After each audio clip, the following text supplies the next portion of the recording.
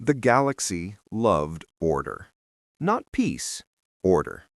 Peace was fragile, negotiated, temporary. Order was permanent, structured, enforced. And for 10,000 cycles, that order belonged to the alien lords. They were not a single species, but a ruling convergence, ancient civilizations that had survived extinction events, stellar collapses, and wars so devastating that younger races learned about them only through warnings and silence. They governed through certainty. Every species was measured, every civilization categorized, every weakness documented, and humanity had finally reached the point where it could be measured. The Hall of Dominion floated above a blue-white star, its massive ring structure rotating slowly to maintain balance between gravity and vacuum. Inside, reality itself bent to accommodate the countless forms gathered there. Crystalline beings refracted light into living prisms. Colossal biotitans rested in gravity wells like mountains given thought. Energy-based intelligences pulsed within containment fields older than human history. At the center, elevated above all others, sat the alien lords. They did not wear crowns. They did not need symbols. The galaxy already knew who ruled it. When the final human delegation arrived, conversation slowed, not because of respect, but curiosity. Humans were smaller than expected. Commander Aiden Cross, Earth's representative, stood at the front of his delegation. No exosuit, no genetic enhancements visible, just a human in a dark uniform, spine straight, eyes alert. The Lord Architect of Varkesh, whose species had conquered 3 spiral arms, regarded him with open disdain. "So," the Lord said, voice echoing through layered translators, "these are the beings who claim equal standing." A ripple of amusement passed through the hall. Cross did not flinch. The Archivist Lord activated the central projection. A holographic representation of humanity's expansion bloomed into existence. Trade routes, colonies, skirmishes, alliances. Species, human, the Archivist intoned. Adaptability, high. Physical resilience, moderate. Technological efficiency, inconsistent. Strategic predictability, poor. Another lord spoke, its voice sharp as broken glass. They survive because no one bothers to exterminate them. Laughter, cold and restrained. The Lord Architect leaned forward. You bleed. You tire. You fear loss. Cross finally spoke. "Yes," he said simply. The hall quieted, not because the answer was clever, but because it wasn't defensive. "And yet," the Lord continued, "you petitioned for participation in the War of Final Accord." Cross nodded. We did. That earned genuine laughter. The War of Final Accord was not symbolic. It was not ceremonial. It was where civilizations proved their right to exist independently through conflict governed by immutable laws of physics, energy limits, and probability thresholds. No species had ever won by defying those laws. The Lord of Probability spoke next. "Humans cannot win," it said calmly. "You lack the strength, the speed, and the mathematical foresight." Cross met its gaze. "Then we'll have to rely on something else." The Lord Architect tilted its massive head. "And what would that be?" Cross paused. Then he said the sentence that would echo through the hall long after the war began. "Refusal." The battlefield was designated Null Expanse Theta, a region of space stripped of environmental advantages. No gravity wells, no stellar radiation, no anomalies to exploit. Pure physics, pure limits. Human fleets arrived last, not because they were slow, but because they waited. Alien armadas already held position, elegant, terrifying constructs of impossible materials and precision-engineered weapons. The Varkesh Dread Array alone outmassed the entire human fleet.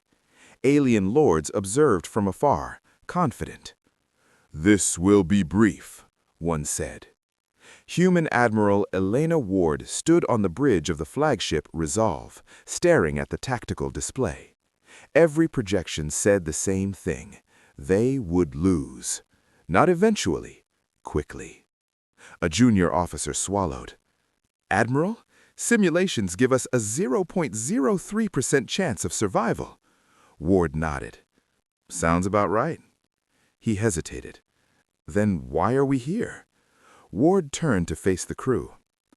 "Because the simulations don't include what happens when humans decide losing isn't acceptable." The first shots were fired by the alien lords. Beams of compressed energy ripped through space, calculated to overwhelm shields in microseconds.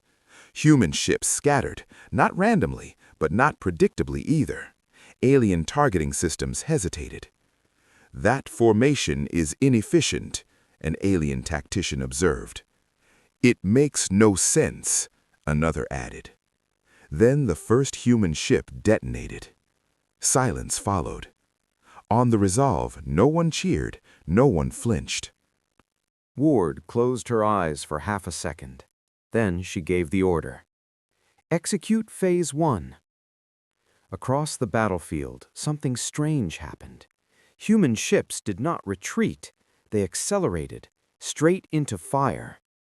The alien lords leaned forward. Confusion replaced amusement. "Are they suicidal?" one asked. The Lord of Physics adjusted its calculations. "No," it said slowly. "They are overloading." Human ships pushed engines beyond safety margins. Hulls glowed, systems screamed, physics protested, and humans ignored it. One ship tore itself apart, ramming a dread platform, detonating its core inside alien shields. Another vented atmosphere to gain microthrust, twisting just enough to avoid annihilation. Alien lords watched, unsettled. "They are sacrificing entire vessels for fractional advantage," the archivist said. Cross's voice echoed in the hall via live transmission. "We warned you," he said calmly. "We don't win by being stronger." The Lord Architect's voice hardened. "Then how do you intend to win?" Cross's eyes were steady. "By refusing to stop." And as the battle escalated, the galaxy began to realize something terrifying. Humans were not fighting within physics. They were using physics like a weapon, pushing it until it screamed, then pushing harder. Limits bent, probability wavered, and somewhere between the impossible and the unacceptable, humanity found space to breathe. The first human ships died exactly as predicted. That was what unsettled the alien lords the most. The calculations were flawless, the physics immaculate, the probability curves precise, and yet the predictions felt wrong. Because while the alien lords counted destroyed hulls and collapsing shields, humanity counted something else entirely: time. In the observation spires surrounding Null Expanse Theta, the alien lords watched the battle unfold in perfect clarity. Every vector, every energy spike, every death translated into clean data streams. The Lord of Physics spoke first. "Human vessels are exceeding thermal tolerance by 40%, it said. "Structural failure is guaranteed." The Lord of Probability followed. "Survival likelihood remains negligible. Their tactics do not alter outcome." The Lord Architect tilted its massive form, studying the human formations as another ship vanished in a silent flash. "Then why," it asked, voice edged with irritation, "are they still advancing?" On the bridge of the Resolve, Admiral Elena Ward felt every loss like a bruise she refused to acknowledge. Red markers vanished from the tactical display. Ships gone, crews gone, names she knew and faces she would never forget. A young officer whispered, "Admiral, we've lost 30% of the fleet." Ward nodded once. "Good," she said. The officer stared. "Ma'am?" Ward's eyes never left the display. "They planned for us to break," she said quietly. "They planned for panic, for retreat." She tapped the screen.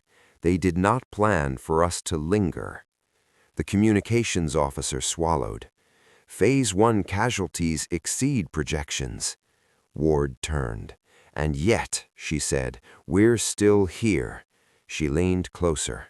"Open channel to all remaining ships." The channel filled with static, then voices, strained, damaged, alive. "This is Admiral Ward," she said. "You all know the numbers. You all know the odds." A pause. "But you also know why we came." No speeches, no rallying cries, just truth. "We hold," she finished, "as long as we can." Acknowledgments came back, not loud, not brave, just steady. The alien lords observed something their models could not process. Human ships did not disengage after taking critical damage. They stayed. Engines flaring past safety limits, power routed manually, life support sacrificed for thrust. The Lord of Tactics spoke, its tone sharpening. "They are deliberately shortening their own operational lifespan."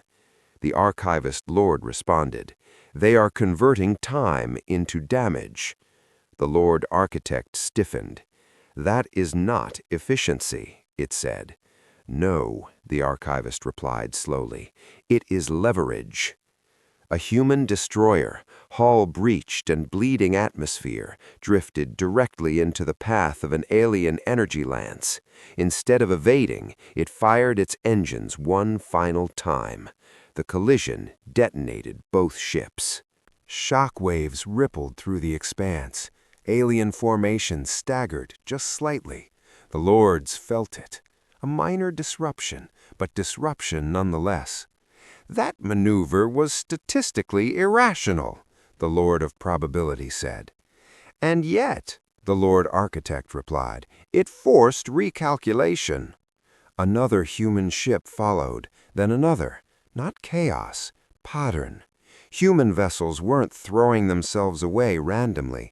They were targeting the spaces between certainty, where calculations lagged, where reaction time mattered, where assumptions slowed response. Alien targeting algorithms began to hesitate, just for microseconds, but microseconds were enough. On the Resolve, alarms blared. "Enemy counter-adaptation detected," an officer shouted. "They're recalibrating targeting parameters." Ward nodded. "Of course they are," she said. "They're brilliant." She looked at the fleet display, what remained of it. "Phase 2, she said quietly. The officer hesitated. "That requires direct exposure." Ward's voice was calm. "Yes." A breath. Then, "Do it." Phase 2 was never meant to win battles. It was meant to force attention. Human ships began broadcasting, wide spectrum, uncrypted, raw. Not threats, not propaganda. Voices, crew logs, final messages, live feeds of humans working, bleeding, holding stations together with bare hands and stubborn will. Alien systems intercepted everything automatically. They always did. The first alien lord recoiled as human audio filled its sensory field, a pilot laughing breathlessly as her engines overheated, an engineer muttering apologies to a ship that was falling apart, a medic holding pressure on a wound, whispering, "Stay with me, please." The Lord of Probability stuttered mid-calculation. "These signals serve no tactical purpose," it said. The Aurelian observer, silent until now, pulsed uneasily. "They are not for us," it said softly. "They are for each other." The Lord Architect's voice lowered. "Why transmit this?" it demanded. Commander Aiden Cross's voice answered over the council channel. "Because you declared us weak," he said, "and weakness deserves context." Alien lords had studied billions of deaths. They had caused millions, but they had never listened to them. Human suffering was not clean data. It was loud, messy, personal, and it carried something alien to the Lord's understanding: meaning. The Lord of Physics adjusted its projections. "Human ships are exceeding energy output despite loss of mass," it said slowly. "That violates conservation models." Cross's voice returned. "No," he said, "it violates your assumption that survival is the primary objective." The Lord Architect stiffened. "Then what is?" it demanded. Cross did not hesitate. "Refusal," he said again, "to accept extinction quietly." The battle shifted, not suddenly, not dramatically, but undeniably. Alien formations tightened, becoming cautious. Cautious meant slower. Slower meant exploitable. Human ships, what remained, pressed closer, forcing close-range engagements where predictive models mattered less than reaction. Human pilots flew on instinct, on trust, on the belief that someone beside them would not run. An alien cruiser faltered, just for a heartbeat. A human frigate rammed it, detonating both. The shockwave disrupted an entire firing arc. For the first time since the war began, an alien lord spoke a sentence it had never uttered before. "This outcome is diverging." On the Resolve, Ward slumped into her chair, exhausted. Casualty reports scrolled endlessly. She shut them off. "How long?" she asked. The officer checked the clock. "We've held them 6 minutes longer than projected." Ward smiled faintly. "Good," she said. "That's 6 minutes they didn't expect." The bridge shook as a near miss rocked the ship. Jin, transferred from another vessel after the first ascent, gripped his console. "Admiral, the enemy flagship is repositioning." Ward's eyes sharpened. "Why?" Jin swallowed. "They're pulling back," he said. "Just a little." Ward stood slowly. "They're learning," she said. "And learning hurts." She opened a channel one last time. "To all human vessels," she said. "You've done more than anyone thought possible." A pause. "Now," she said softly, "we show them what happens when the impossible refuses to die." In the observation spires, the alien lords watched their own formations hesitate, not from damage, from doubt. The Lord of Probability spoke in a voice no longer absolute. "Human behavior is not stabilizing."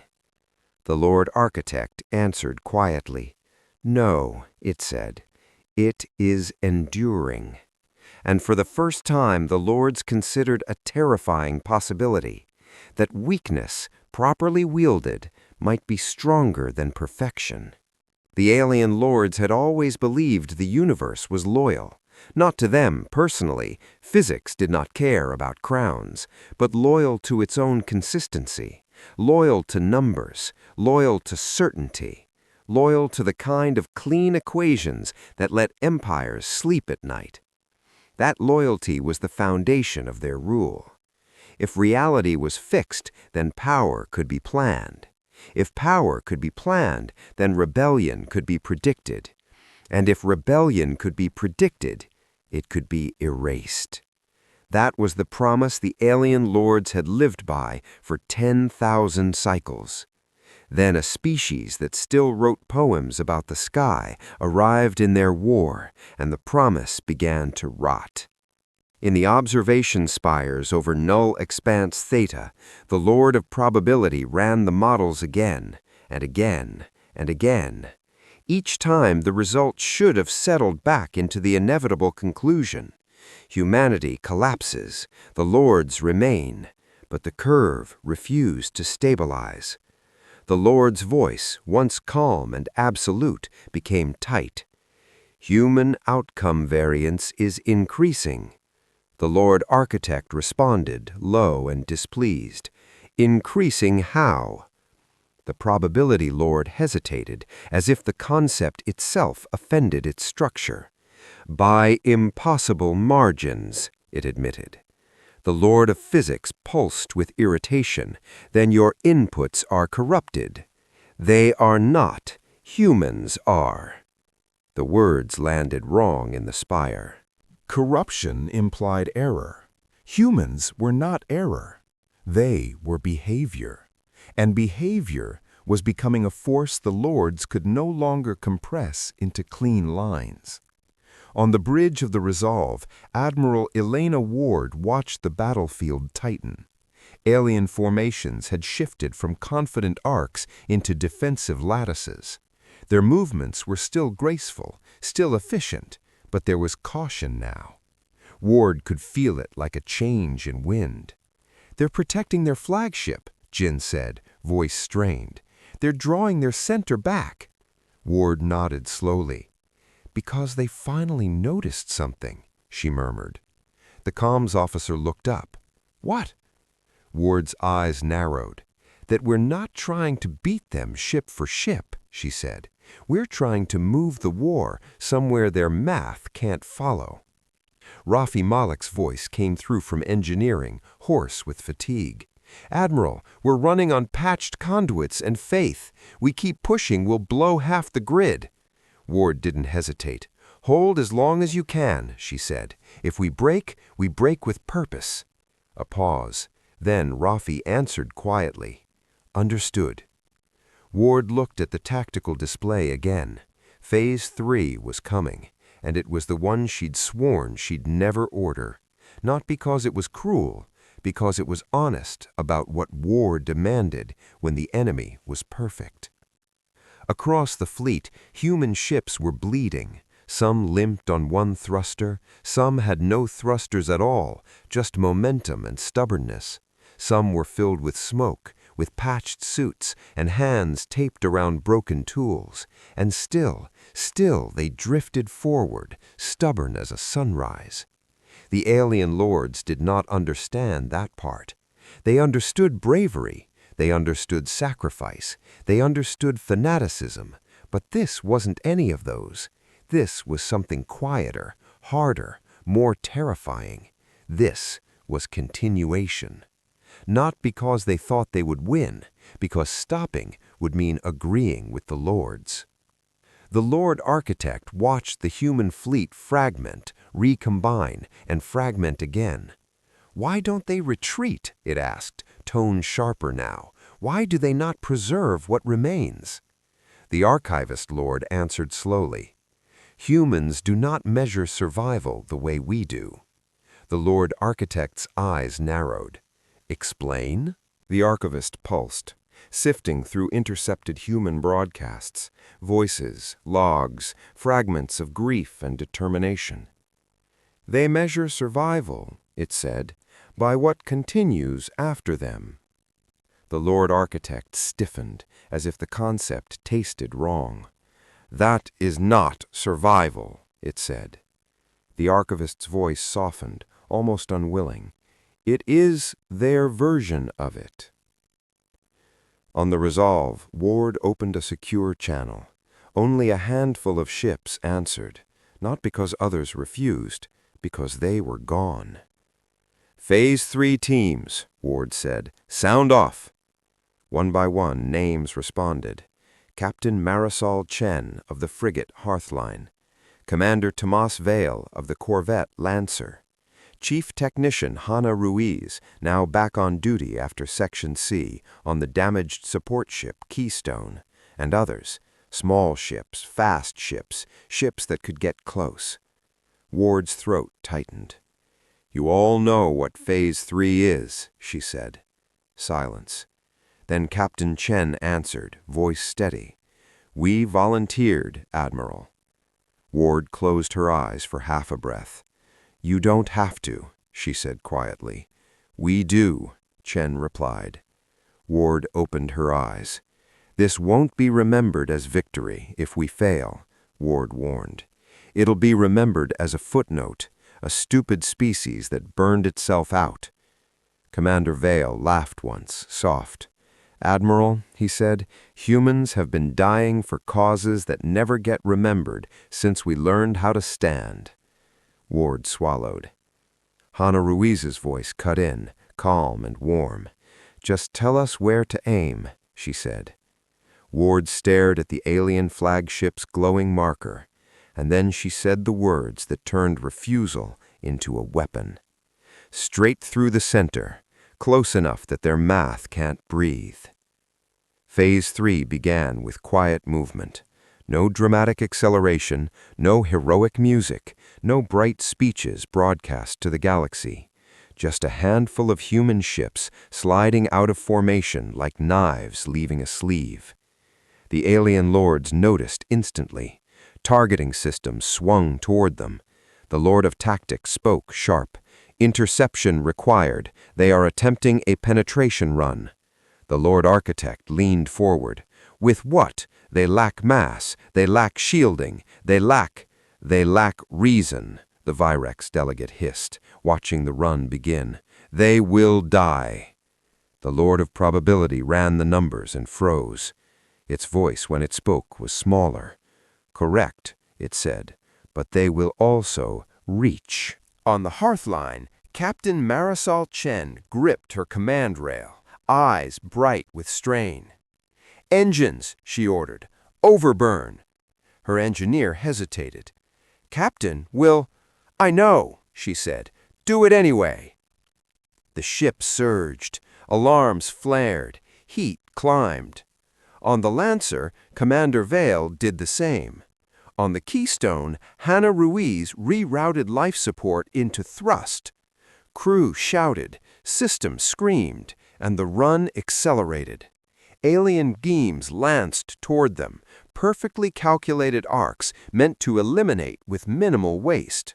The first ship in the run vanished in a flash. No debris, no heroic explosion, just gone. Chen didn't flinch. She leaned forward and whispered, as if the ship could hear her. "Not today," she said. The hearthline rolled, harder than its frame should have allowed, and a beam grazed its hull instead of bisecting it. A fraction of a second, a degree of tilt, an impossible save. The ship shuddered, half its port side blistered, but it lived. Vale's Lancer slipped through a gap that shouldn't have existed. "How?" his navigator breathed. Vale didn't answer. He just kept going. In the observation spires, the Lords watched the penetration run break through their defensive lattice. The Lord of Physics recalculated in furious bursts. "Human ships are exceeding inertia limits," it said. "Their turn angles are not sustainable." The Archivist Lord's tone was grim. "They are not sustaining," it said. "They are spending." The Lord Architect's gaze hardened. "Spending what?" The Archivist paused. "Everything," it said. As the Phase 3 ships neared the alien flagship, something subtle happened. Not a weapon discharge, not an explosion, a hesitation. Alien targeting systems began to lag, not from damage, but from uncertainty. The human ships were not flying like predictable objects. They were flying like living decisions. They burned engines past safety, and then cut them at the exact moment a model would never suggest. They vented mass to twist at angles no optimized vessel would risk. They used debris fields as cover in ways that required intuition, not calculation. The Lord of Probability's voice fractured. "They are leaving the probability space." The Lord Architect snapped. "That is not a phrase." "It is now," Probability replied. On the hearthline, Chen's console flickered. "Captain," her engineer warned, "core temperature is critical. We have 30 seconds before—" "Then we've got 30 seconds," Chen said. She opened a channel to Vale and Ruiz. "On my mark," she said, "we hit together." Vale's voice was tight but steady. "Copy." Hannah Ruiz exhaled softly. Copy. The alien flagship loomed, an impossible structure of layered fields and polished hull designed to be untouchable. Its shields shimmered in perfect geometry. Chen stared at it, and she smiled, small and fierce. "Mark," she said. The Phase 3 ships did not fire missiles. They fired themselves. The hearthline slammed into the flagship's shield, and instead of splintering instantly, it held for a breath, its overbuilt human frame biting into the field like teeth into glass. The Lancer followed, striking at an angle that forced shield harmonics to wobble. The Keystone hit last, not ramming, but ejecting a payload, an ugly, inelegant human device that looked like scrap until it unfolded into a shimmering lattice. A gravity knot, a field not meant to destroy, meant to misalign. Alien shields flickered. For the first time in the war, the alien flagship's perfect geometry stuttered. The Lord of Physics went silent. The Lord Architect's voice dropped to a whisper. "What did they do?" The archivist answered, almost reverent. "They didn't overpower your shield," it said. "They convinced it to disagree with itself." On the Resolve, Ward watched the enemy flagship's shield ripple. A small ripple, a microscopic flaw, but it was enough. "Now," she whispered. "All remaining ships," Ward barked, "target the breach, everything you have." Human ships that could barely fire pivoted, pouring their remaining energy into a single point. Beams, kinetics, makeshift projectiles. Not elegant, not optimal, but relentless. The breach widened. The alien flagship's outer layer cracked. And for the first time, the alien lords felt something they had not felt in 10,000 cycles. Not damage, vulnerability. The Lord Architect arose, fury and disbelief twisting its voice. "Contain the breach," it ordered. "Reinforce, recalculate." The Lord of Physics ran the numbers and for the first time hesitated before answering. "Reinforcement is possible," it said slowly, "but only if the human pressure stops." The Lord Architect stared. The sentence was wrong. Pressure stopping was assumed. Pressure stopping was inevitable. Pressure stopping was what all weaker species did when pain exceeded tolerance. But humans turned pain into fuel, and the pressure did not stop. Ward's fleet kept firing, even as their ships burned, even as their systems failed, even as hulls cracked. They fired because the breach existed now, because it was real, because it proved the universe could be persuaded. On the shattered remains of the hearthline, Captain Chen coughed blood into her helmet. Her ship was dead. Her body was failing, but her eyes were still open. She watched the breach widen on the external feed. Vale's voice came through, weak and distorted. "Marisol, you seeing this?" Chen laughed softly.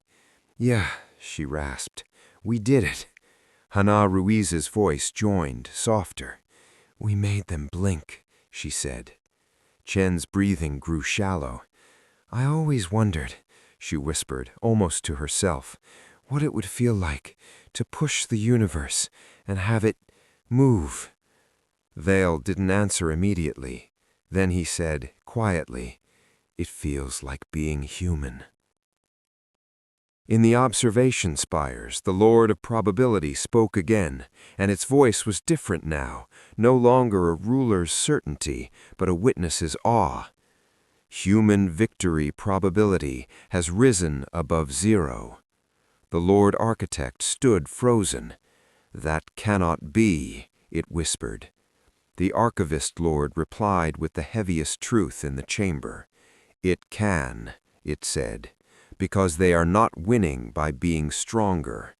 A pause. "They are winning," it finished, "by being unwilling to accept your definition of possible." The alien flagship's shield fractured again. And physics, cold, consistent physics, did something that had never been recorded in any council archive. It stopped behaving like a wall and started behaving like something that could fail. The lords watched the breach widen, watched human ships pour everything they had into it, watched their own models collapse under a variable they could not contain. And in that moment, the galaxy began to understand the terrible shape of human strength. Not power, not perfection, persistence. The breach did not explode. That was the final insult. The alien lords had prepared for annihilation scenarios all their existence. Supernovas, reality collapse, chain reactions that tore civilizations out of history. They had never prepared for something smaller, a flaw, a single widening disagreement between what should happen and what was happening. The alien flagship's shield shimmered, flickered, and failed. Not all at once, not catastrophically, but enough.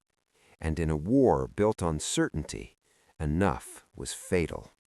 Inside the Hall of Dominion, alarms did not sound. The lords did not panic. They simply watched, because panic was for species who did not believe the universe belonged to them. The Lord Architect stood rigid, towering over the projection as human fire poured into the exposed section of the flagship's hull. That breach should have stabilized, it said, voice tight.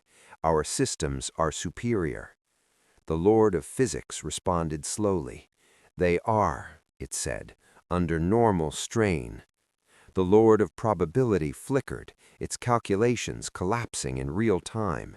This outcome was not included, it said. Their behavior forced a new solution space. The archivist lord spoke, voice heavy with something ancient and uncomfortable. They forced the universe to consider them. The Lord Architect turned sharply. That is meaningless. No, it is unprecedented. On the battlefield, the moment stretched. Human ships, burning, broken, barely holding form, kept firing. Not because command told them to, because they could still pull a trigger, because the breach was still there, because stopping now would mean agreeing that effort had limits. Admiral Elena Ward stood on the shattered bridge of the Resolve, one hand braced against a cracked console. Status, she demanded. Enemy flagship integrity falling, Jin reported, voice hoarse. But we can't sustain this. We're down to auxiliary power. Ward nodded. She had known this moment would come. Every human war reached it eventually, the place where logic ended and choice began. She opened a fleet-wide channel, static-filled, broken, barely holding. To anyone who can hear me, she said, this is it. A pause. We've shown them they can bleed. Another pause. If we stop now, they'll learn to cauterize. Her voice softened. So if you still have anything left, energy, mass, motion, use it. No cheers answered her, no speeches, just action. Human ships surged one last time. Some fired engines until they tore themselves apart. Some dumped reactor cores forward as makeshift weapons. Some simply angled themselves into trajectories that forced alien systems to respond, to hesitate, to divide attention. Not because it was optimal, because it was enough. On the ruins of the Keystone, Hannah Ruse floated in smoke and sparks, hands bleeding as she rerouted one final conduit. "Come on," she whispered to the dying systems, "just a little more." The ship answered, not with compliance, but with effort. A final pulse surged outward, striking the already weakened breach. In another ship, Commander Tomas Vale slumped against his console, vision narrowing. "Admiral," he rasped into comms, unsure if anyone could hear him, "tell them—" Static swallowed the rest. On the shattered remains of the hearth line, Captain Marisol Chen's life signs finally went still. But her ship's trajectory did not change. It drifted forward, unstoppable, inevitable. And when it reached the breach, it did not explode. It wedged. A ruined human vessel jammed into the wound of a god machine, preventing the shield from closing. The alien lords watched, and for the first time, they understood. The Lord of Physics spoke, its voice stripped of arrogance. "Human mass has altered system equilibrium," it said. "Shield regeneration is no longer possible." The Lord Architect took a step back. "Impossible," it whispered. "They are broken. They are dead." The Archivist answered quietly. "Yes," it said, "and they are still winning." The alien flagship's internal systems began to cascade, not from overwhelming force, but from contradiction. Its design assumed enemies would retreat before reaching this point. Humans did not.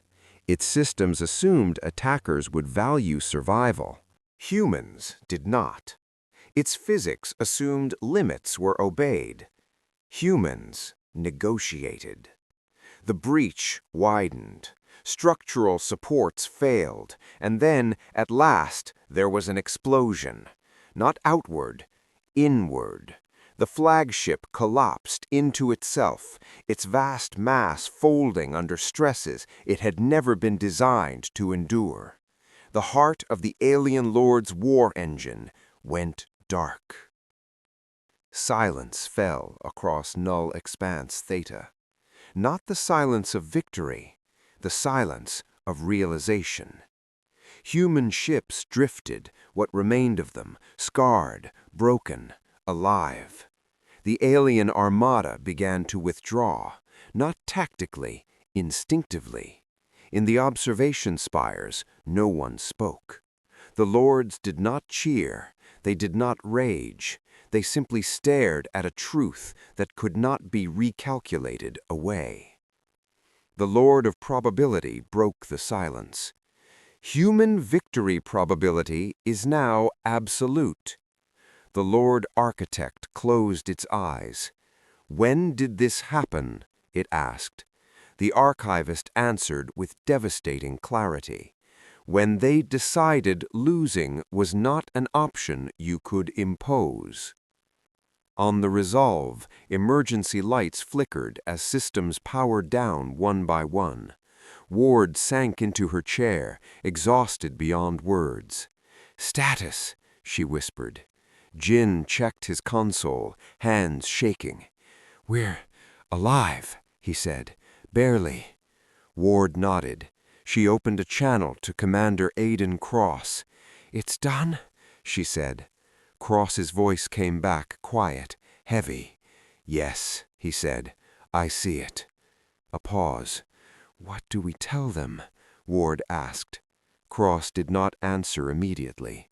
Then he said, "We tell them the truth."